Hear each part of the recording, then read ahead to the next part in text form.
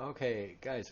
Um, First off, what I want to talk about, I've mentioned this already, is look at the spread. Look at the fan on this starting to develop. This is on a daily chart. This is starting to look really good. Um, on a new day, I think it's the safest place to buy this, or actually the safest place is a new week. You can see the weekly chart over here. So on a new week, if we have some sort of a dip, um, let me get this. If we have some sort of dip, like into this sort of level, um, we could look for a buy, especially if this dips down here and turns green again. Um, I would set my alarm at the weekly open.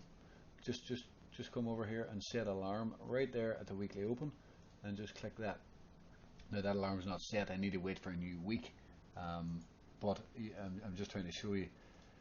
So then you're alerted if price comes back up to turning green, then you can buy with a stop below the weekly low, and because this is starting to look really good. LRC is, in my opinion, starting to set up and getting ready for a large pump higher.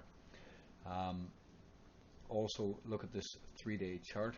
You can see we're already above the white 100 moving average, and we are working our way into this apex up in here.